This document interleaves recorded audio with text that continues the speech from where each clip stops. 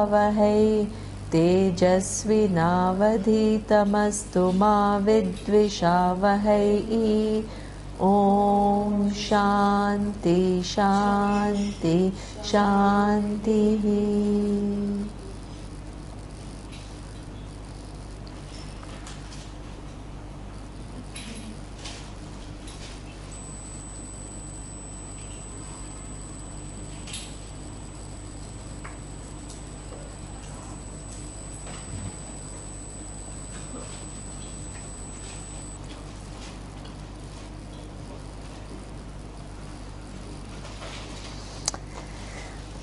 Okay, now you need to first know that now when you go and you talk to people, people ask you what are you studying, and then you say Vedanta, right? So now if they ask you what is Vedanta, what is Vedanta? And if you're studying Vedanta, why are you studying Bhagavad Gita? So you need to know what this term Vedanta means and why do we study Bhagavad Gita when we study Vedanta, right?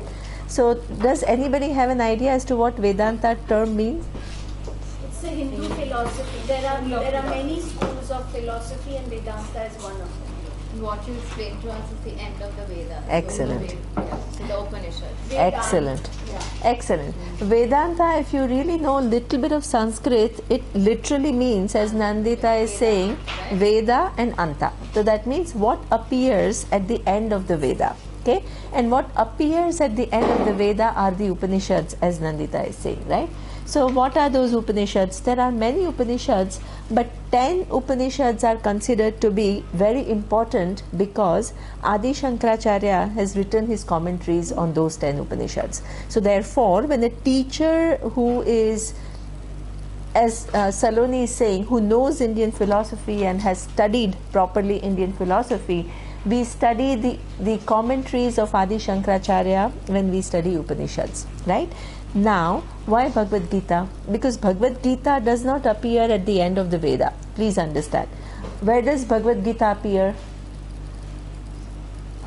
In the Mahabharata. In Mahabharata, exactly, right? So Mahabharata is not Veda. Mahabharata is what comes under Purana. Okay, so you have Shruti, Smriti and Purana. So Smriti also it can come. It actually can come under Smriti, right? Shruti is all the Vedas, and Smriti, Mahabharata comes under Smriti. Okay. Now, why do we then, under the title Vedanta, study Bhagavad Gita? We study Bhagavad Gita because whatever is taught in Bhagavad Gita also is exactly the same as what appears in Upanishads, right? Now, if everything is as it is in the Upanishad, why has Bhagavad Gita become such a popular text in India? Upanishads, people like Kathopanishad, Ishavasya Upanishad is all like vague in the minds of people. But when you say Bhagavad Gita, almost every Indian knows what Bhagavad Gita is, right? Whether they know the content, whether they have understood properly, not understood properly, but everybody knows it is one of the most popular, exactly, books. Now, why? If it, yeah, even Vedas, even Upanishads are documented. Now they are documented. Also, it seems to be regarded like the holy book of the Hindus. Exactly, right? So even like though or your Bible or your Quran. Exactly. In fact, it is both Vedas. In fact, if you say in so-called, the term Hindu itself did not exist before the Britishers, but sorry, my God.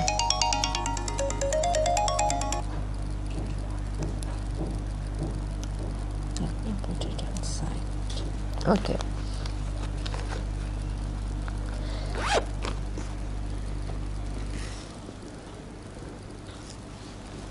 So, exactly, as Nandita is saying that it's almost regarded as a scripture, but even Vedas are regarded as scripture, right? Why Bhagavad Gita has become so important is because there are two topics which are talked about in Bhagavad Gita. One is what we call Brahma Vidya and the other one is Yoga Shastra. Okay? What is Brahma Vidya? Brahma Vidya is the fact that there is a vision of Veda which is also exactly the same vision of Bhagavad Gita, that you are not this little individual, you are Brahman. So that means Brahman is what? Something which is limitlessly big. Okay? So the commitment of the text is to take you from where you think you are to this amazing vision which makes you see that you are not just this little tiny individual struggling in this world, but in fact if you put your eye in the right place, then that is the cause of the whole universe. That's a huge thing, right? So that's why a lot of time is spent on making you see how it is so. It's not just a make-believe. It's not like I'm making you believe, it's not positive thinking. I'm making you think that you're big and things like that. It has a very sophisticated methodology to make you see what is the nature of I. Okay? So therefore, and along with that nature of I, you also examine the nature of the universe, because you need to know what is the relationship of I with the nature of the universe, and you also then need to know what is the nature of the cause of the universe, which is what we call, Vedic term is Ishvara, okay, and what is your relationship with it. So Brahma Vidya includes all these inquiries. Who are you? What is your nature with the what is your relationship with the universe, and what is your relationship with the cause of the universe? Now these are too big questions, right? And that require a very, very sophisticated analysis. So very often people have this question when they are studying Bhagavad Gita or Upanishads: how does that big inquiry help me in my day-to-day living? My day-to-day concerns are what? What should I cook today? What school should I send my kids to? These are my questions, right? Somebody is sick, so now how to get that person out of sickness? My relationships are not so good. I want to do something in life and I'm not really that successful. I mean, these are the questions that we have in life. Okay? Now those questions of what's your relationship with the nature of the universe and all, that's not what we are normally thinking about, right? So where do you bridge the gap? Is it something that in this, when you come to study, you think about these big questions in life, and your day-to-day life, you just continue to be the person that you are? No, there is a bridge. What is that bridge? The bridge is something which is what we find in Yoga Shastra. Yoga Shastra is, if you want to do an inquiry into those fundamental questions, your mind has to be ready. Okay? Any subtle inquiry, whether you're doing subtle inquiry in form of physics, mathematics, even subtle inquiry in terms of art, you require a mind which is subtle. You can't have a very gross mind and then you can have a very sophisticated inquiry. Okay? So therefore, there is a need to prepare the mind for this amazing inquiry to take place. And that inquiry is in form of gaining objectivity in your day-to-day living. Okay? How are you going to understand you are the truth of the universe if you think you are this little tiny individual who's suffering in this world? Okay? Because it's not only you make one mistake about who you are, but because of that mistake you make series of other conclusions. Okay? I very often ask people, how many things up to now have worked your way? Huh? Ample things have worked your way? That is 50-50. Okay, in terms of percentage, 50-50? Okay, so if you say 50-50, you're among the most successful people in the world. Because when I ask people that question, where do you think the answer? I have seen from 0 till what, 5-10%. It's perspective. She's saying full. That Yeah, she's like, my God. The perspective is something that you learn, but just things happening your way.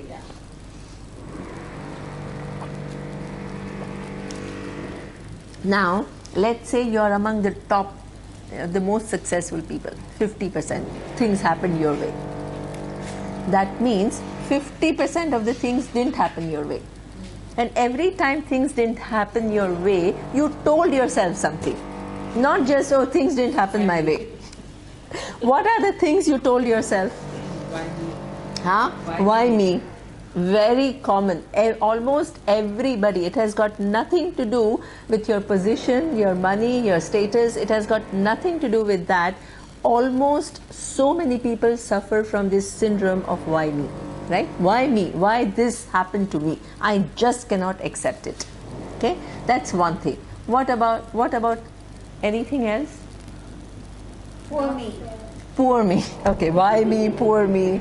Now, blaming, exactly. Blaming mode. Okay? Blaming whom? Yourself, others. Exactly. Right? There is no end to blaming. Either you start with blaming yourself, you think you are not good, okay, or you can't do anything well properly, which is what we call this whole sense of lack, okay, this sense of failure, inadequacy. Then the other thing is what we call blaming others. Blaming others means it can start with blaming one given person, or it can start with what? It can evolve into blaming what? We make very general comments. Huh? My luck, my whatever. Then society is no good. The present times are very bad, right? So we actually start with one person and we generalize and we make it like really big, and then as though you think that the world is bad place, you know. So we really make it and imagine that this is my belief about the world. Basically, we project Or outward our life. exactly, then what? Who else do we? Then that is what we call victim psychology. Victim psychology means I'm good, but I'm victim of what? People, circumstances, all kinds of the societal behaviors or whatever pressures. All that. These are all the things that we all carry within us. Please understand that. Okay. And sometimes we also feel what if you are very religious, for example, and you really prayed for something and things didn't happen your way, then what happens? And you blame God. No? Then you blame God also, right? So that means that the number of things, when things don't happen our way, these are all the different things that we do. In different permutations and combination, there is no human being who's free from that. Okay, so that means the fact that you make a mistake about who you are doesn't just stay at I'm this little individual. It goes and what? It really manifests in so many different ways. Okay, I'm no good, society is not good, why me, sad me, anger towards God, all this happens in different permutations and combination. Okay, so now you require a relatively healthy person who's able to deal with these things with certain objectivity in order for you to understand that big reality. There is no way you can jump with the present day situation to that reality. It's a huge jump, and you can't just do it unless you put your relative life in perspective. And this is exactly what Priya was saying, you need perspective. If you have proper perspective, you can deal with anything, Good or bad. exactly. It's not that when you come to Vedanta or when you come to Bhagavad Gita, things, all the bad things will, what you think bad will stop happening. Nobody can avoid it. You don't know how tomorrow is going to be. Nobody knows. And it's not that by looking into this book you can ensure a life where you have no challenging event. What does Bhagavad Gita give you? It gives you a perspective. A perspective which is not a positive psychology. It's a perspective based on re-understanding realities. When you re-understand the reality, your perspective automatically changes. Right? The teacher doesn't have to tell you change your perspective. When I show you something different and when you understand something different, what happens? In light of which you really change your very fundamental beliefs in life. And because you change your fundamental beliefs in life, you behave differently automatically.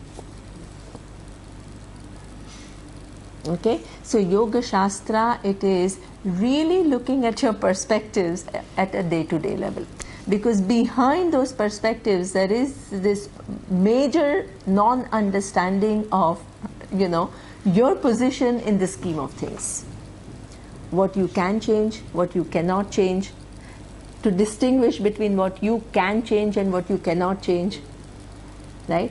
And when you cannot change, how do you deal with it? When you can change, how do you use your free will to change something that you want to change? All these discretion, how do you deal with your emotions? All these things are so essential to having a proper life. Okay? So Yoga Shastra is talking about that, and Bhagavad Gita puts a lot of emphasis on this whole Yoga Shastra. Okay? That's why it is very popular, because people's day-to-day concerns are these, right? They are not immediately thinking about those bigger questions.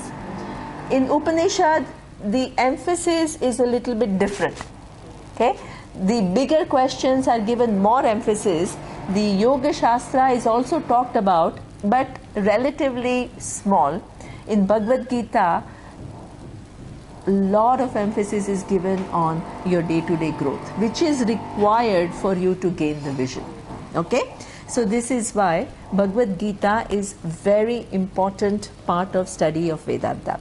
And therefore, before every end, at the end of every chapter, we say, Iti Srimad Bhagavad Gita Su Upanishadsu. What is said in Bhagavad Gita is also said in Upanishad. What are the topics? Brahma Vidyayam Yoga Shastre. Brahma Vidya and Yoga Shastra are topics of both Upanishad and Bhagavad Gita. Okay? Then it says Shri Krishna Arjun Samvade. Okay? And then it says what is that chapter. Now, before you understand, Samvade means, okay, that is very good. Samvada is a dialogue. Okay? It means, now in Sanskrit, when you use something, you distinguish. Okay? There is something which is what we call two people are talking. That two people talking can be, it can be jalpa. Jalpa means you sit and you talk about the weather, you talk about Niceties, social niceties. exactly. You know, you talk about things which does nothing. Right? After this half an hour or 1 hour, nothing of that conversation really stays with you. Small talks. Exactly. This is what we call jalpa. Okay? There is another form of talk which is what we call vitanda. Vitanda is that when two people are discussing, okay, you say something and the whole attempt of the other person is to counter what you are saying.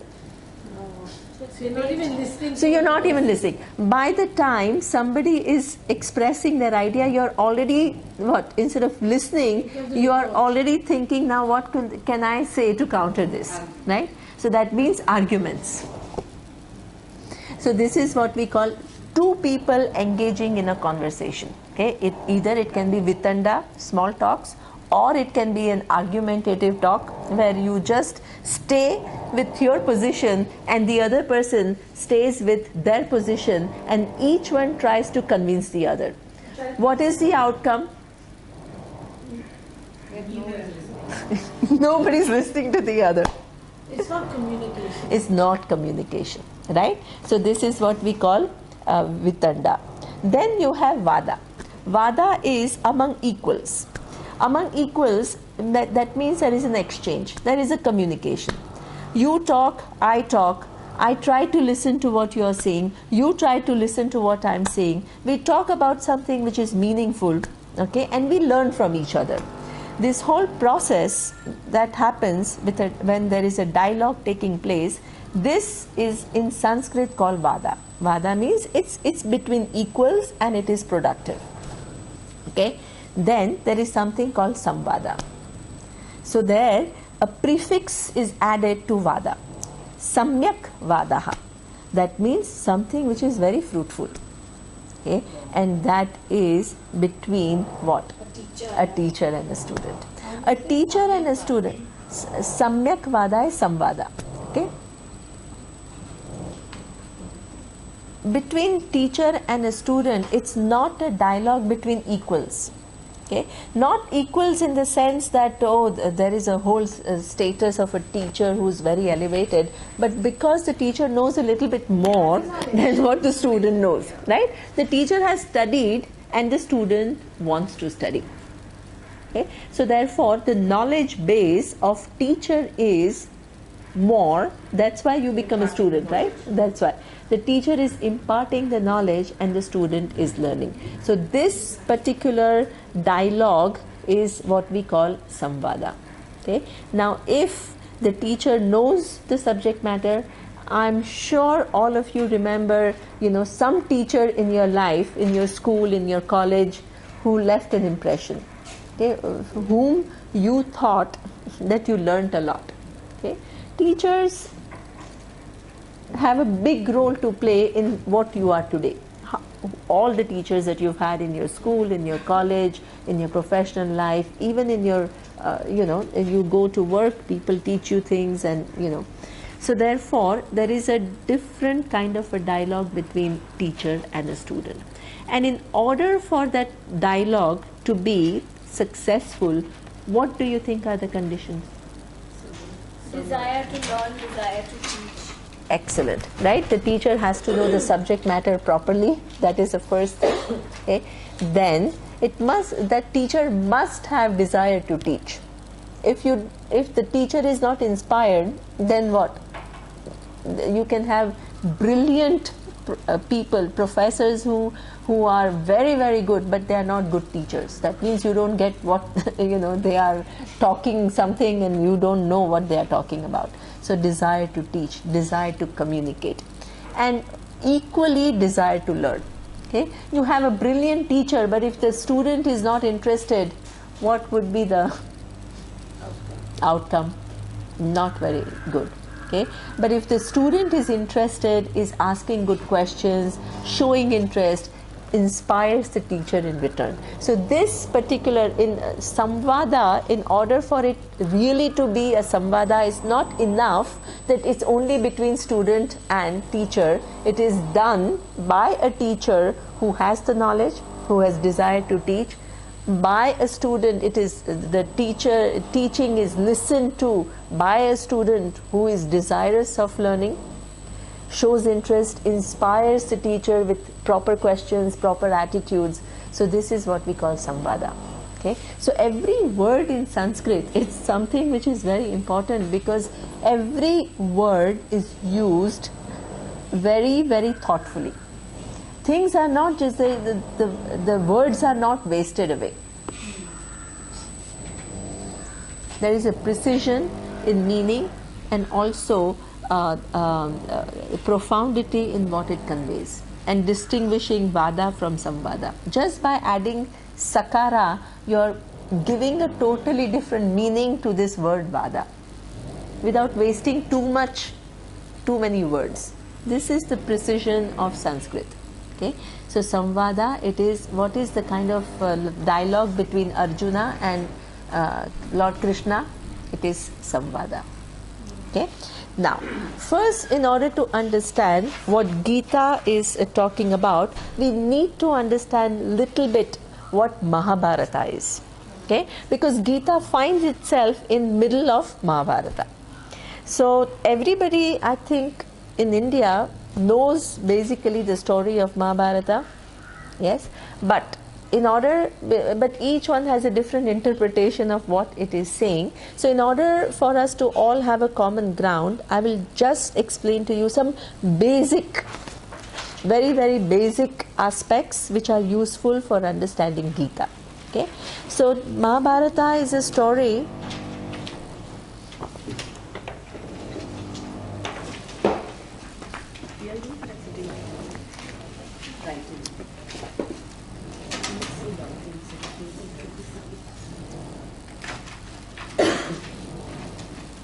So, one king, he has two sons. Okay? One is Dhritarashtra and the other one is Pandu. Okay? Now, who is elder? Now, there are a lot of other stories before, but that we are not concerned, right? According to the tradition, according to the rules of the kingdom, the eldest generally becomes the king, right? Now, in this case, the things are slightly complicated because Dhritarashtra, who's elder, is blind. Okay? Now, there is another rule, he's blind. Sorry? No. Pandu is not blind. Dhritarashtra is blind. Okay? Now, according to the rule that a blind person cannot rule the kingdom.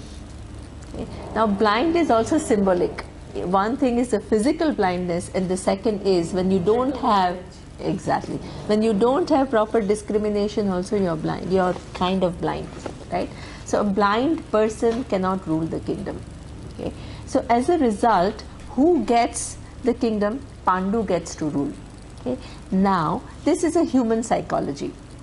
What do you think is happening to Dhritarashtra while his younger son is ruling? Younger brother. Younger brother is Insecure. resentful, right? So he doesn't show it very overtly, but there is resentment. There is insecurity. What will happen to him? What will happen to his sons? And all that, right? So this is what we call Mahabharata gives archetype of characters, human characters, emotions that we all go through. It is a brilliant book. Before modern psychology came, the portrayal of characters in Mahabharata is ingenious. And it shows that. And no one's black or white in Mahabharata. Nobody is black and white in Mahabharata. And it's very natural, right? If you and I were in the same place, probably we would also have this feeling. You know, it's not like you're, as Nandita is saying, you're bad because you are, you know, these are natural, normal human emotions. Why do these feelings emerge? So, they emerge because this is how we are. No perspective. There is no perspective, right? The perspective is very narrow. So that's why there is a huge room for human growth. Because if you don't cultivate yourself, this is the perspective that almost everybody is going to have. This is natural. Then if you work on yourself, you can have a different perspective. Okay? That's why human growth is very essential. Can I ask you a question? Yes. For example, you've been taking classes for all these years and you've been in this whole thing for so many. Do you as a human feel that you've overcome that feeling and you do not get affected after so many years of teaching and experience? Okay, Sapna, see, one thing we have Is to it keep possible in to mind. get there? Yeah, absolutely. But you must understand one thing, right? Even here, we think black and white. We think either you get angry or you don't get angry. So we think of extremes. Okay? There is so many things in between about what you do when you get angry. What is the extent to which you get angry? Okay? What do you bring to your mind when you get angry? Right? So all that changes. It doesn't necessarily mean that you will never be angry. The minute you put all these always and never, you create a situation where you don't understand the whole process of growth. Okay? Process of growth means it is not day and night. It is not black and white. It is something that you continuously look at yourself, you examine yourself, you re-understand the situations with a better perspective, you deal with those things better, and it's an ongoing process. To resolve it moment to moment. No, otherwise Exactly, it will manifest again. absolutely, right? So that means that it is the whole process of transformation. This is why it is Yoga Shastra. Yoga Shastra means it's something which doesn't happen overnight. Okay? And the whole idea is also this spiritual person that we think is completely free from fear, completely free from sadness, these are all cliches. That doesn't exist. And that's why we will see in Bhagavad Gita how even when the emotions are talked about, it's talked about with so much refinement, so many nuances. That's why it makes it a sophisticated book, not a simplistic book. It doesn't tell you, hey, you should not have your emotions, sadness is bad. It doesn't say things like this. It shows you how to deal with it, how to accept it and how to deal with it. So over a period of time, the intensity goes away. That's good. And you find yourself free from the hold of the emotions. You are not trying to eliminate emotions. You are trying to get certain amount of mastery over your emotions. Okay? So all that we will see. Now what happens is, so Dhritarashtra is jealous. Pandu, being a mature person, he is aware of the fact that Dhritarashtra would be jealous and he would be insecure. So Pandu goes out of his way to take care of his brother. He goes out of his way. What he does is, from time to time, he goes to the forest and then he gives what? Dhritarashtra to run the kingdom during his absence. So that also kind of satisfies his ego and things like that. Now Pandu himself has another problem, and that is when he was young and he had gone to hunt, he heard something and he shot an arrow. Okay? And then he discovered that it was not an animal, but it was two No, it's a child, right? no, two, no, it was not deer. No, that was, no, that is Shravana. Yeah, they were, one couple and they were together. Okay, they were together, one rishi and his wife, they were together. They had taken a form of a bird or I don't know what, and they were mating or something like that. And then when the arrow was shot, they were dying. Pandu was horrified when he saw that he had actually killed two people who were together. Before dying, they told him that while we were together, you have kind of killed us both. So if you try to be intimate with any of your wives, then you will die. That day will be the end of your... So now Pandu is not able to have any intimacy with his wives. He had two wives, Kunti and Badri. Okay? And he was not able to be intimate with them. Now luckily Kunti had a boon. There was a sage visiting her home when she was very young, right? And she had served him. So before he left, he gave her a boon that you will have sons, you can have the grace of all the devas and you can have your children. Okay? Now after he left, she wanted to try it out. And then she looked at the sun and she asked for blessing. What happened is Karna was born. Okay. That time she was not even married, she was a young girl, she was horrified. She didn't know what to do with this child, so what did she do? She put it in the river. Exactly, she put it near the river and then she just told Lord Sun, you take care of this child.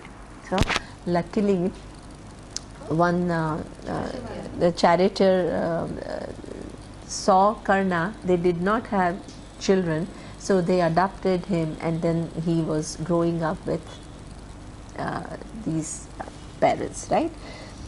So that was Karna was born, but after she was married and because Pandu could not have children, then this boon came to help. So she invoked different devatas and she got 5 Pandavas. They were Yudhishthir, Arjun, Bhima, Nakul and Sahadev, right? So these are the 5 sons. Nakul and Sahadev went to Madri. Yeah, so in fact she gave her the power and then the two. Yeah, she gave, because otherwise she could not, right? So therefore those 2 were Madri's son and the 3 were Kunti's sons, right? Yudhishthir, Bhima, and Arjuna, okay? And through different devatas. Now, 5 of them were growing up, and Dhritarashtra, on the other hand, was married to Gandhari. Okay, and they had 100 sons. They are called Kauravas. Okay, and the eldest of them is Duryodhana. Now, what happened is Duryodhana is growing up with what? The same dissatisfaction that Dhritarashtra had, but Dhritarashtra's dissatisfaction was a little bit dormant. It was not really so overt, whereas Duryodhana was voicing it out a lot more, right? And he was always showing his jealousy towards his cousin brothers, and he was always, dissatisfied, and there was always this rivalry which was much more visible than the previous one. Okay. Now what happened is, once when Pandu was in the forest, he got attracted to his wife and he tried to be intimate and he died. Who? Pandu. Because of that curse he had, he died. Now the question came as to who would be the future king. Okay. Now this is where the whole thing began. Duryodhana thought that his father was elder of the 2 brothers, but he could not be the king because he was blind. But Duryodhana was not blind, so he said, therefore I should be the king. But if you look at the rules of Dharma Shastra, there are 2 rules. One is the eldest son of the present king should be the king. So if you go by that rule, who should be? Yudhishthir, right? The second rule was that in case there is a doubt, right, then the eldest of all the cousins would be, and then Yudhishthir was older than Duryodhana, right? So both ways Yudhishthir was eligible to be the king, but Duryodhana was extremely unhappy with that. Okay, so when this particular incident happened, Pandu was in the forest, right? So now they had lost their father and they came back to Hastinapura where all these things were taking place. Then Duryodhana said, there is no way, he told his father, there is no way I'm going to let Yudhishthir become the king. Now what do you think was going on in Dhritarashtra's mind? He said, I'm going to be the king. I'm still alive. Yeah, but I think his son was living his dreams, right? So therefore, absolutely. But he, at the same time, there were people like Vidur, there were people like Bhishma. He can't do things very, very kind of, without any finesse. He has to do it in a little subtle way. So they devised a strategy where they said that, okay, now why don't we do one thing? We divide the kingdom and I'll give you the biggest part of the kingdom, and I will give a small part to Pandu's sons, Pandavas, which has nothing, right? So there is no in those it was not fertile. There was nothing, no water. It was like completely like an abundant land, right? Barren, totally barren land. Okay. Now 5 Pandavas, they did not put up a fight. They said, okay, if this is what they are giving us, they decided to go there. But as a result, they did not play this victim psychology. They didn't have this, oh, why me? Why did this happen to my father has gone? Now they are abandoning us. They are putting us. There was no such thing. They were happy. They just took what they had and they worked really hard. And over a period of time, that particular land became far more prosperous than the other land that Duryodhana had. So now Duryodhana, even though he had 75 or 80% of the land and they had only 20%, do you think he was happy? Still not happy. Right? Because this 20% over a period of time has become prosperous. Okay, so again they had several they had schemed to eliminate them. They had created a palace with wax, and then what happened is that they invited 5 Pandavas there, and the plan was what, that it would be lit and put on fire while there. And luckily they came to know about it, and they created an escape, underground escape, and the tunnel, and then they escaped. Right? So these were the few attempts that were already made to eliminate them, but he was not successful. Now Duryodhana was not satisfied, so he was continuously thinking as to how to eliminate them. Right? So then Shakuni, who is His mama. Mama, Gandhari's Gandhari's brother, he said, okay, do one thing. Call them for game of dice. I know how to manipulate dice, and therefore the Yudhishthir will have no chance. He will lose. In this way, he will lose the game of dice, and then you'll have the entire kingdom. Okay? So therefore, now let's see. So therefore, Yudhishthir receives invitation to play game of dice. Somebody had already warned him that Shakuni and Duryodhana, they are not playing a very honest game at all.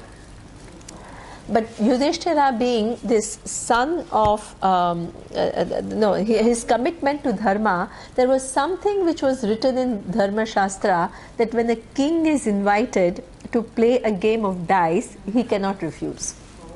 So this is what we call textbook following of dharma. He was king of that 25% of that was given to him, right? So therefore, he accepted the invitation, and he went.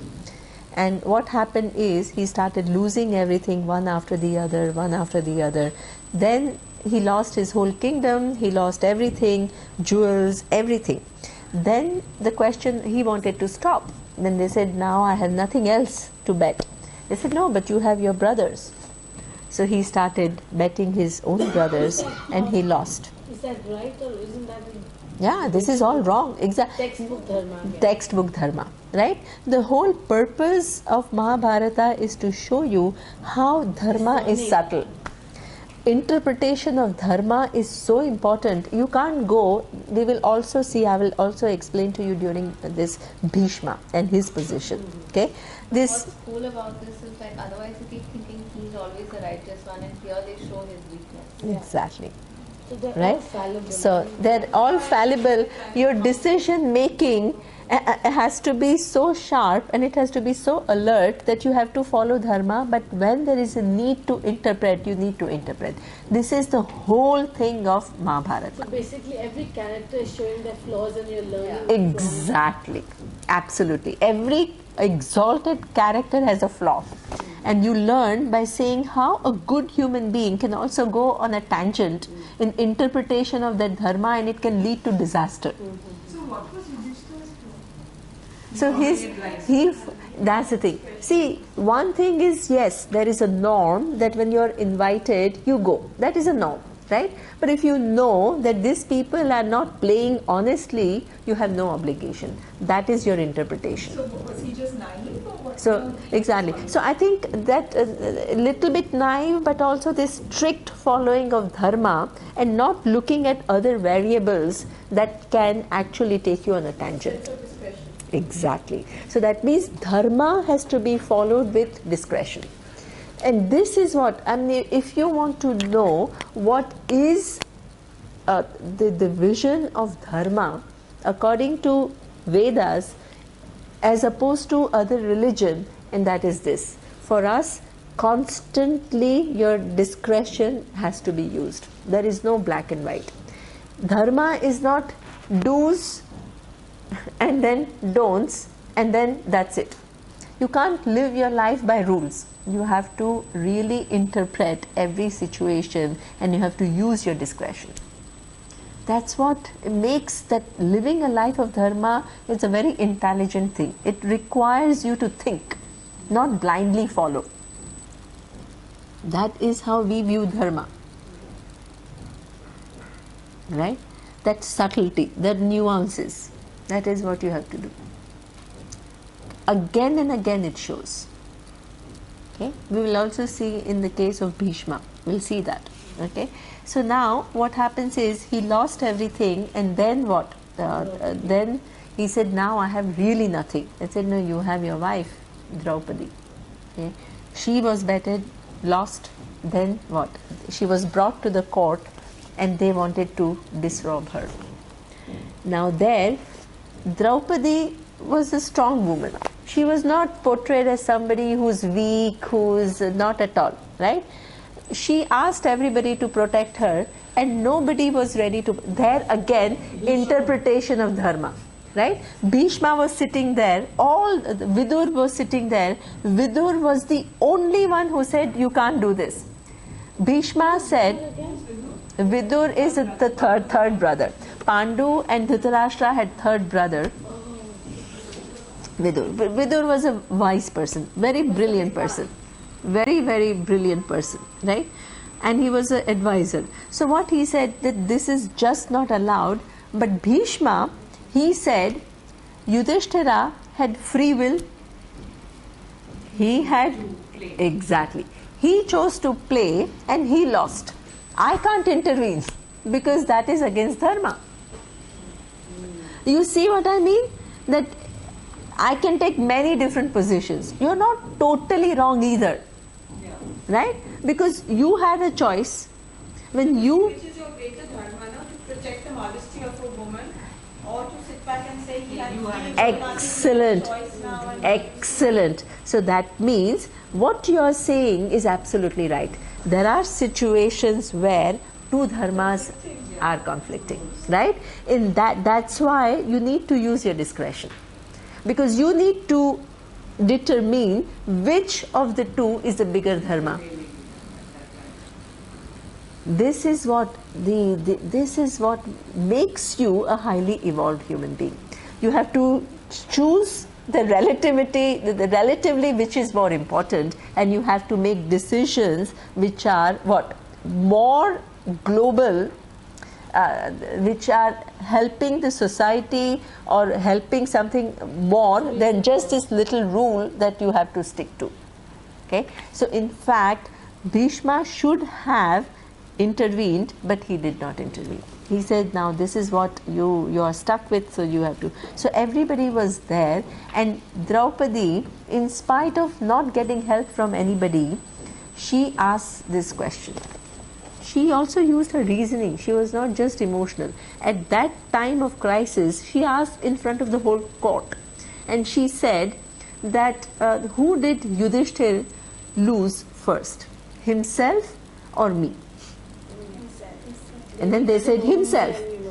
Exactly.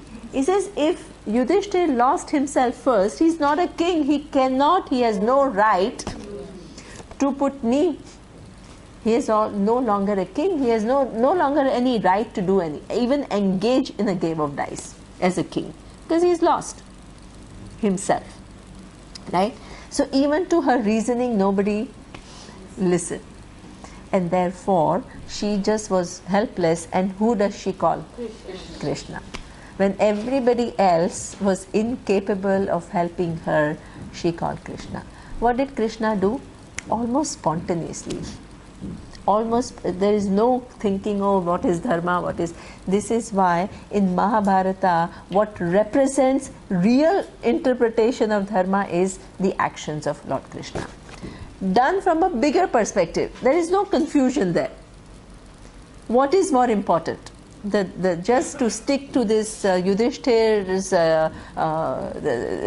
this narrow vision of dharma, that okay, now this is what he has done, he has to pay for it, or to protect a woman. Of course it is protecting a woman, and it came almost instantaneously. Okay, and she was protected.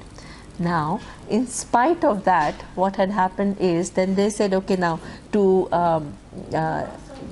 Was Krishna present during No. He wasn't there. So No. she just She just called him. Yeah, yeah. She just invoked him. He was not actually physically present. No, he was physically not present.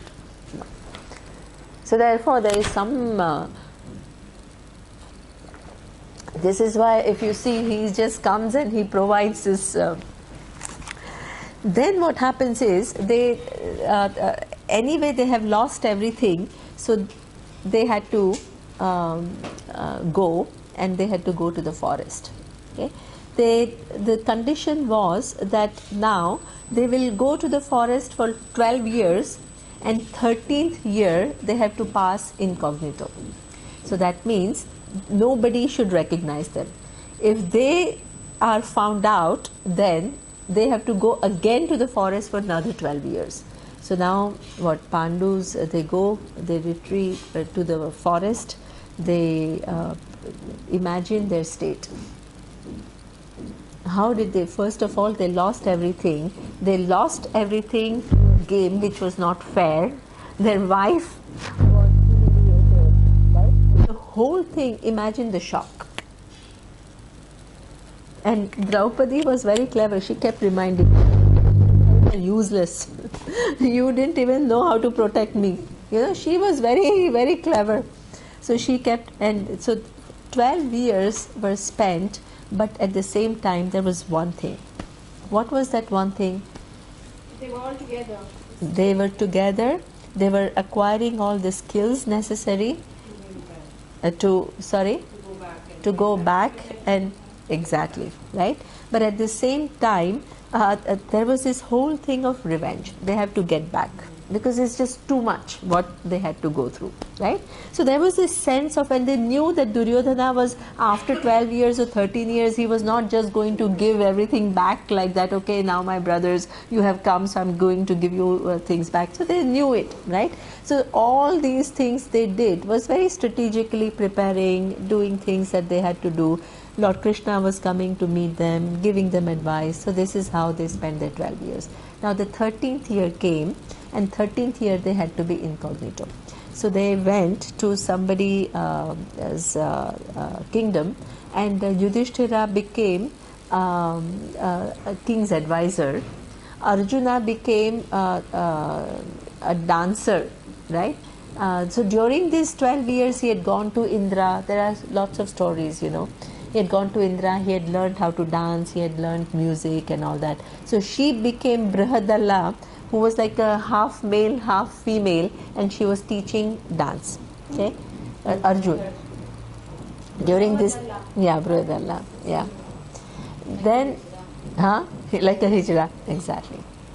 Then Bhima became the cook, and Nakula and Sahadeva became they were looking after the horses and the cows and things like that.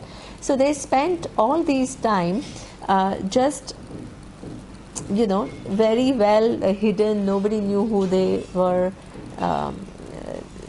Then what happened is Duryodhana was frantically looking for them, because he certainly had no intention of giving back. So he said, now if they can be found out, then immediately, you know, they have to go back to the forest. But the things, the way they happened, that somehow the king with whom they were all working, he waged a war against somebody, and Duryodhana knew that this king cannot be so strong, so he suspected. So he suspected that how was he aided, how is it possible that he got such a victory over some another king, and they immediately came. They came and they recognized Arjuna. Arjuna was or not? Yeah, because of the arrows and all. They said like. He was a dance teacher. He was So, but at that time they had to protect this guy, so they all went. They all went to protect the king who was giving them a shelter, and they went, and then he was found out. Now the question is, when were they found out? So according to the calendar, it was the 13th year was over, but according to Duryodhana, it was not. Which is like Again. So again, this whole thing as to the time when they were found out. Okay, so therefore Duryodhana. In the middle of all that Draupadi was again, there was all stories around. Yeah, there are all the stories, exactly. There were too many stories that this somebody fell in love with her. Yeah, all that. That's true. So, but I don't want to get into, because otherwise it'll just become too long, right? She also Now, has a thing, even the Karna comes into the picture. I mean, more in the Mahabharata later. yeah. The injustice that's been done. Yeah. So there are lots of other stories. What I want to show is that the things leading to this war, right? And why Arjuna is asking the question that he is asking. Because Mahabharata starts with Arjuna asking Lord Krishna to teach. So what leads him to this? That's what I really want to highlight. So then what happened is, now Duryodhana is saying you either fight or there is no, or you go back or whatever. I am not giving even an ounce. Now Lord Krishna went as a negotiator. They said, okay, now this is a disaster, right? They didn't want to go back to the forest for 12 years. It's too much. Okay, they did not also want to just kind of hang around, So they had to settle the issue some way or the other. So Lord Krishna said, I will go and I will negotiate on your behalf. So Lord Krishna goes and he says, return this 25%. We are not asking for the whole thing. Whatever was originally given to them, give it back. And they said no. Then they said, okay, now if you don't want to give it back, give 5 little regions within this whole thing and give each of the Pandava one region. And he said no. Then he says, okay, if you don't want to do that, give one region which has 5 different parts and then give each one part. He said no. Then he says, okay, give one village. 5 houses. Then he says, with 5 houses. They said no. Give one house with 5 rooms. No. Okay. So please don't think, because a lot of people ask me this question. Okay, what is the difference between? They ask me this question. People write to me by email. Right? And they said, oh yeah, nowadays you have all these terrorists who call themselves freedom fighters. So what is the difference between those people who are fighting for their freedom and these Pandavas who were also fighting for their freedom? Fighting is the same. Fighting is not the same. What leads to that fighting can be very, very different. Just because the final outcome is the same doesn't mean that the both acts are the same. Please understand that. What leads to that act is where all the nuances, right? Law of dharma is a very complex law. It's not a simplistic law. It's not like you hit somebody and then you get back. You put a knife on somebody's body, you don't get the same result. Why? You can be a surgeon and you can put a knife, and you can be a murderer and you can put a knife. So it's not the putting of knife which decides what is the result that you're going to get. What is going to? The intentions. Exactly. Okay, so therefore the end outcome is really one thing, but the process and the intention go in to giving you the result of the action. Okay, so therefore here he says he tries his best. There is no other way. When did all these problems start? Starting from Dhritarashtra and what? Pandu. Things were not addressed. Let go, right? When Pandu went, only 25% was given. They didn't put up a fight, they let go. Okay. Then this game of dice, let go. Everything was gone, and what happened? Did it solve anything? No. It didn't solve anything. It what? Escalated. It's escalated. Totally escalated. Right? So this is another thing that we are told, that this so-called letting go is not really the vision of Hindu Dharma. Because things don't get solved by letting go. You have to deal with it. sometime or the other you have to deal with it. Okay, so this is an important lesson, that you can't just you can't victimize yourself in the name of dharma. You have to put a stop, boundary. Boundary means this much and no more. Okay. So therefore, now it was inevitable that the war has to take place, right? Negotiations failed. Now each side is gathering what? Support of other kings. So they are all coming.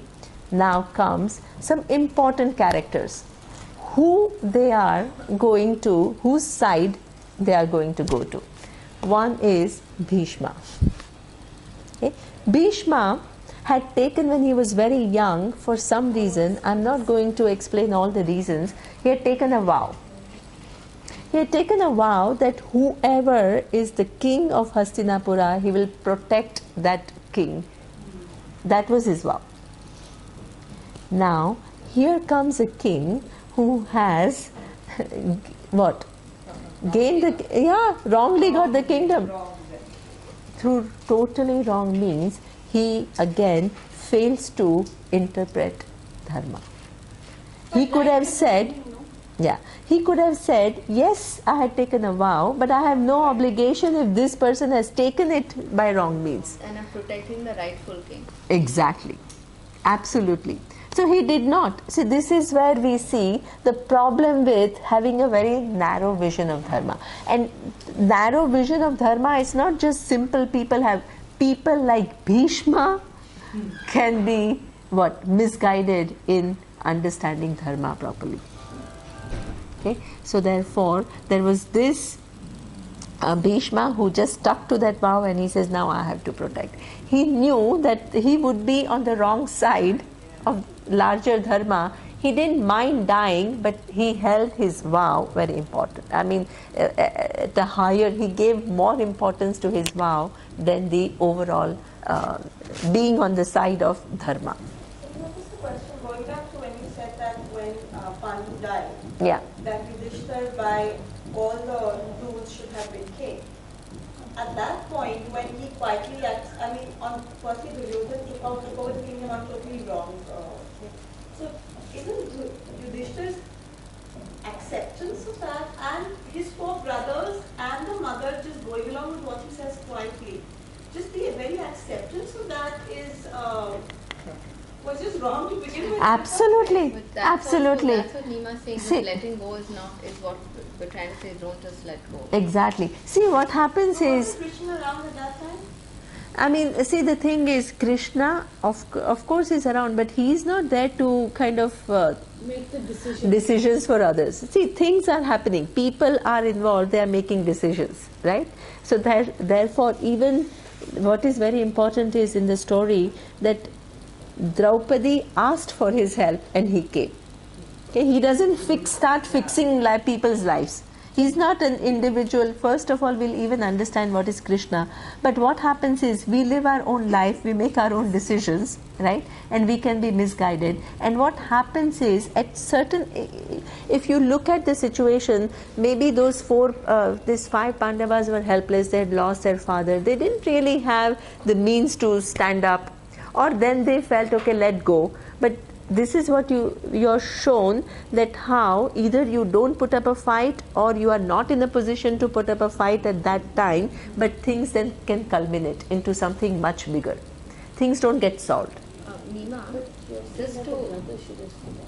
just adding to what Mitali is also saying, that if Bhishma took a vow to say, I will protect the king, so then at that time, exactly at the point where Mitali is talking about, he should have protected Yudhishthir. Yudhishthir was the king at that point. That time, nobody was really the king, and they were trying to come up with a solution that not one over the other, both of them. So I think he kind of also did not put his foot down, and he said, that okay, now only Yudhishthir has to be the king. They were trying to create a solution where I think both of them got something. It was, even though it was a very unfair division, they still I think they all just went along. I want to know, why was there any confusion when the rule said that the son of the king shall be the rightful see, yeah, absolutely. But see, what happened is at that time physically they were not there. And actually, who was running the kingdom was Dhritarashtra. He was in the forest. And then Duryodhana was already in the palace.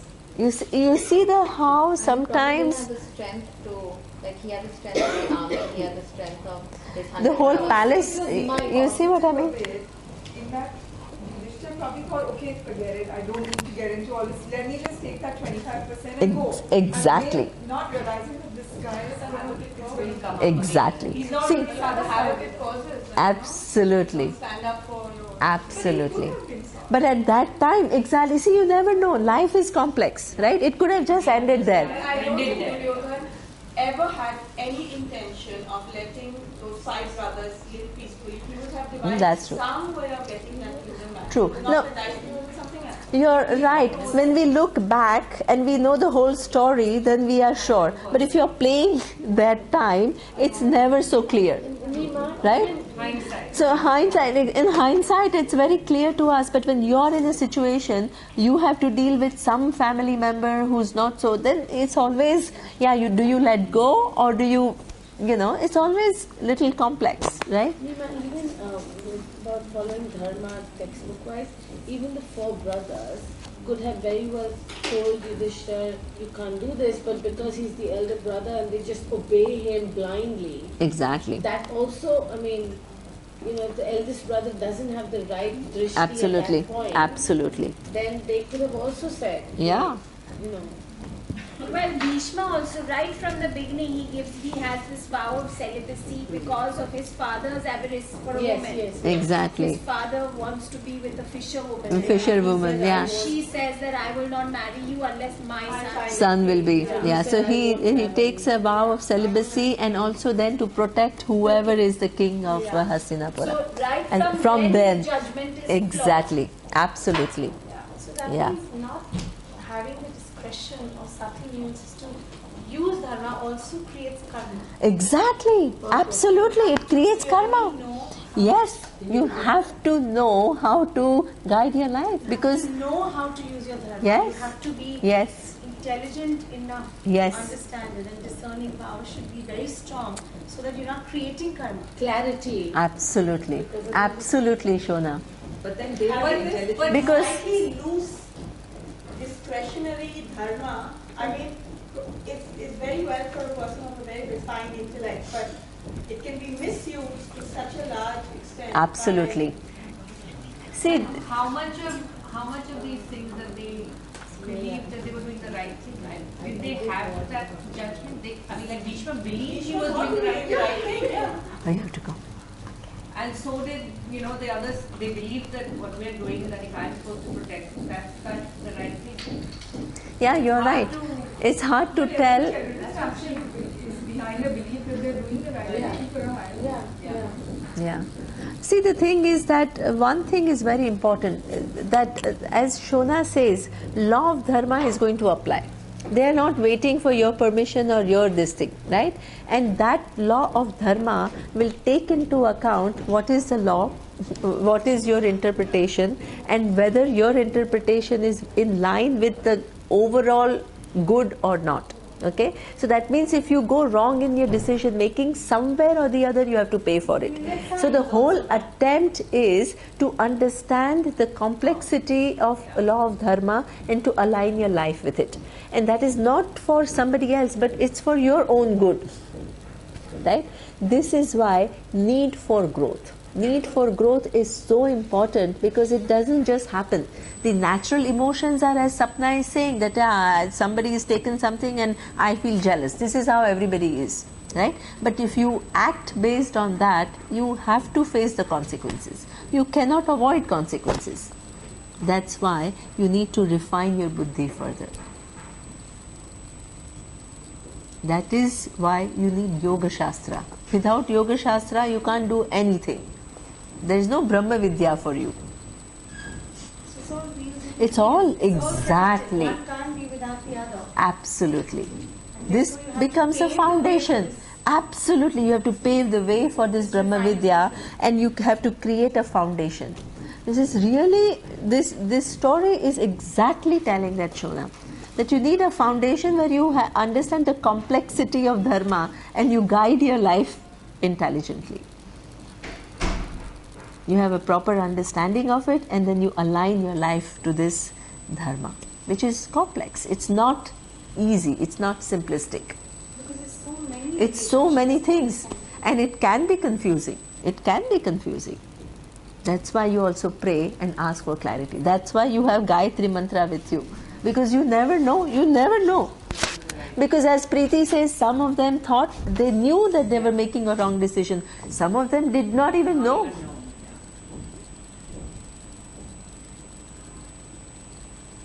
Range of human beings.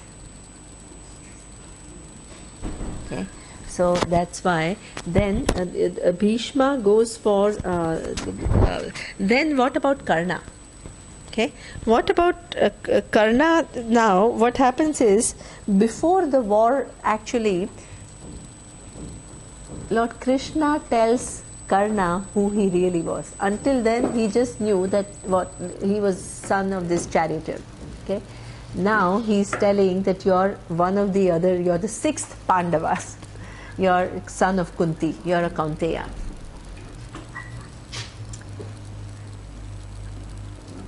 What was Karna's explanation? I mean, he had a choice at that time. He was given the information. This is where Lord Krishna at the right time reveals Karna's identity to him. He felt allegiance to Duryodhana because he had protected him when nobody else was there. Exactly. Right? So now Karna was the one who was brilliant, but at the same time he was not Kshatriya because he was seen as somebody else, right?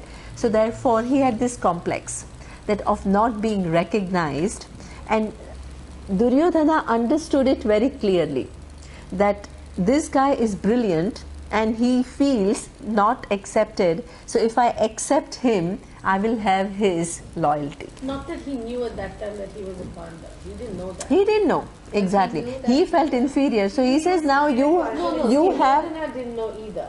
But he knew that he had a skill that was superior to others. Exactly. He knew that he had skill, and at the same time he was not accepted by Pandavas as an equal because he was not a Kshatriya.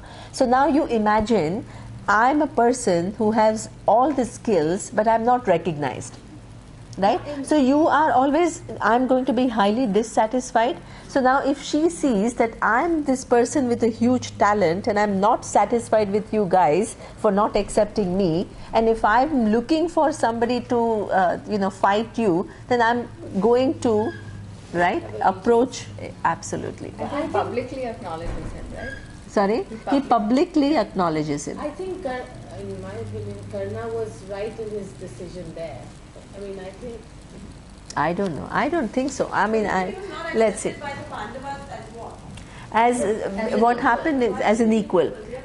There was some... He was princess. There was a competition. There was a competition and he wanted to enter the competition, and they said no, because he says, tell me what is your identity. And then when he... And then... Yeah. And he didn't want Karna to win. Yeah. There was a competition and he didn't want Karna to win. Over Arjun. Yeah, because he's the one who asked for the thumb. That was Ekdal. That's different. That is asking for his thumb. That is a different story. That's a different story. So therefore, now Karna also had to make a decision. He knew what is overall dharma. He knew Duryodhana was really cheating and he was being totally unfair. He knew that. Okay. He also knew that now, I mean, this 13th year is over and they are again cheating. He also knew that he himself was son of Kunti and not not a charioteer's son. He knew all of this and he still chose to be with Duryodhana. Why? Because only one thing, he had this feeling that he was not accepted and somebody had accepted him. Inadequacy, that was Exactly. Right? So that means his whole decision was made based on only one criteria, which is what? Yeah, there's no objectivity. So I feel very bad, and then somebody shows, sympathy and compassion towards me. Now, how that person is, I don't care, but I have my total loyalty towards that person, and I don't see the bigger picture. It's always, things are not that easy. Nobody can. That's why nobody can tell. We don't label Karna as a bad person at all. He's an amazingly exalted person, but how his decision making at that point was a faulty decision making. It was based on that emotion. And actually got you're right, because absolutely. he should have seen that Duryodhan did it for a selfish motive. Absolutely. But you're in this public place and you're publicly humiliated, and then somebody who's a king come and publicly acknowledges you that I'm on your side. But enough time had elapsed by then for Karna to regain his objective. That's what I'm saying. That so much time was there. Sorry. I'm sorry. Okay. I'm not thinking straight, and I've walked through. Sorry. Okay, no sorry. Okay, it's 1:50. So badly just now. Ah, Then I just sorry. walked through to come and sit here because I was falling inside the Okay, chair. no problem. Sorry. But maybe there's something to be said about Karna's loyalty. That's why. That's what I was saying. Absolutely. He's exalted. See, we are not putting anybody down. That is the whole beauty. We are not putting down Bhishma. He's always considered as a very exalted person in Mahabharata. And at the same time, you can have a decision, one decision, which is misguided decision. Karna is exactly the same. Karna is exalted. He's not bad. He's amazing character. At the same time, at that given point in time, his decision was more guided by his emotion rather than objectivity. Somehow I'm easier accepting Karna's decision than Bhishma Pitama's. I don't know. Exactly. Each one has one's own thing. But what is important is that choice is not an easy choice. We all tend to do that. And these are examples of our daily life. These are examples of our daily life, right? That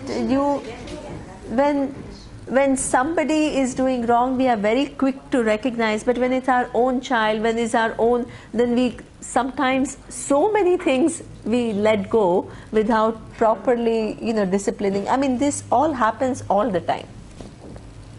We are so at times emotional in our decision making. We have this sense of loyalty. We have all kinds of things. Can't give tough love when So, for example, if you're a wife of somebody who is in business conflict, and you know that your husband is really not, whose side will you take? These are very, very, very day-to-day questions. Really tests your whole thing of dharma, because you do have some the dharma towards, you have to have some dharma towards your relatives, your loved ones and all that, but you also have this larger dharma. Yeah, it's complex,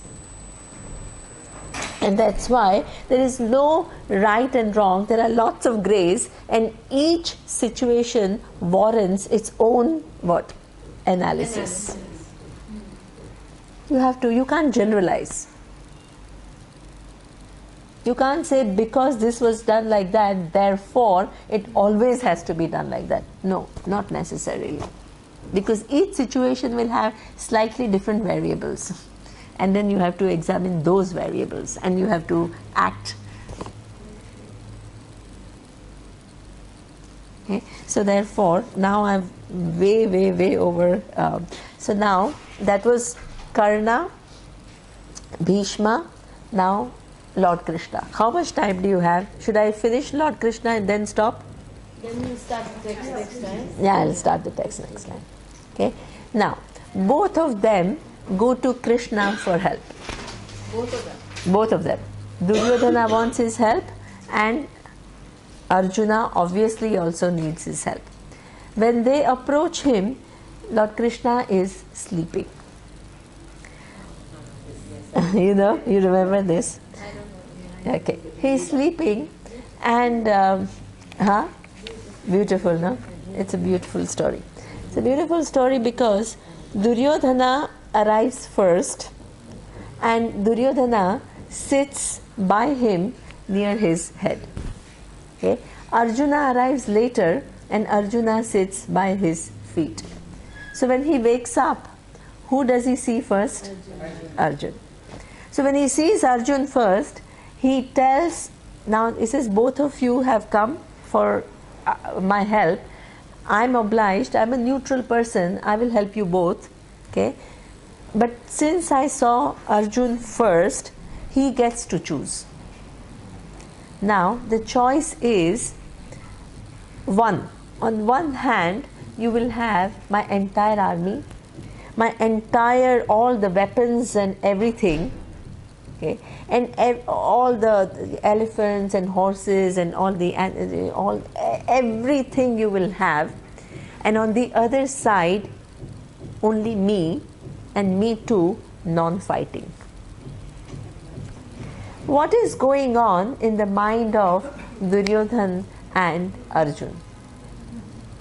Duryodhana is thinking that I hope Arjuna is an emotional fool. He will choose Lord Krishna because of his friendship and his love for Krishna. And I wish he leaves his army. His army is huge. All the weaponry he has is huge, right? All the different things he has is enormous. So that obviously will add so much to my strength, then this non-fighting Krishna is of no use to me. And then he says, I hope he does that. What is Arjuna thinking? Arjuna is thinking in terms of skills, I am second to none. In terms of my army, I have enormous army. I don't need more strength. Okay? But there is one thing which will make a difference between what? Winning and losing, and that is the grace of Krishna. If Lord Krishna is on my side, there is nobody who can touch me because I have everything else. I have everything else. Okay? But that's in perspective because he thinks he has everything, whereas Duryodhana has, but he still feels lacking. Exactly. Both of them have a lot of, he has, exactly. He also has Bhishma on his side, he has Drona on his side, he has Karna on his side, he has all the different armies, he has, both of them have. Duryodhana still has this position of lack, and he wants more and more and more of armies, skills, weapons. That was his focus. He doesn't see something else counts for. There is one more variable which decides victory over loss. Okay? Whereas Arjuna is absolutely clear. He is very clear that he has all that. He doesn't lack. What makes the difference is the deciding factor, and that is the grace. And he chooses non-fighting Krishna. Both of them are elated. Both of them, Lord Krishna gives a choice, and both of them are so happy. They both walk away. They got exactly what they wanted according to what they value. Okay? And this is also something which is very important. Tomorrow somebody comes and says, okay, I'll give you what you want. What do you want in life? Your answer reflects what you understand about life. What you want. But in this case, would you also say that even Krishna did have a choice? He very smartly took he knew in his heart he wanted to. Obviously. He took the right decision using his dharma, and he was the only one who did that. Exactly. Something that it also tests people's understanding of things, right? He worded it cleverly. He did it so cleverly, exactly. So therefore, this is where now Lord Krishna is on the side of Arjuna, Bhishma, Drona, Karna, all on the side of Duryodhana. Okay. Now the war is declared. This is the place of the war now. This Gita begins when the battle is about to begin. You think that Gita is a dialogue between Lord Krishna and Arjuna, but actually it is a dialogue between Dhritarashtra and Sanjaya. Dhritarashtra and Sanjaya, right? Dhritarashtra is the blind king who cannot be on the battlefield. Okay, so he's sitting on his palace, very anxious to know what's happening. Okay, and Sanjaya, his charioteer, is given the vision of what is going on in the battlefield. So, the first verse of the Gita I will just chant, which starts with Dhritarashtra. Dhritarashtra asking Sanjaya. Dhritarashtra uvacha dharma kshetre kurukshetre samaveta yuyutsavaha mamakav pandavaschaiva kimakurvata Sanjaya. So Dhritarashtra is asking whom? Hey Sanjaya, okay, at this Kurukshetra. Kurukshetra is the battlefield, which is also Dharmakshetra. He understands that this battlefield, this battle is not just the battle, a normal battle, where here is a battle where Dharma is in question. Who understands? Who are you talking about? So now Dhritarashtra is asking Sanjaya. These are Dhritarashtra's words, right? He is qualifying Kurukshetra by what? Dharmakshetra. Okay, and then he says Samaveta Yuyutsavaha. Two sides have come to fight. Who are the two sides? Mamaka, my people. Who are my people?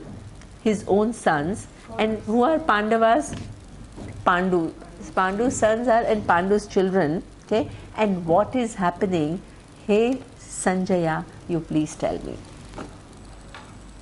Okay, this is the question, and we will analyze this question. We will see there is so much psychology behind this very question.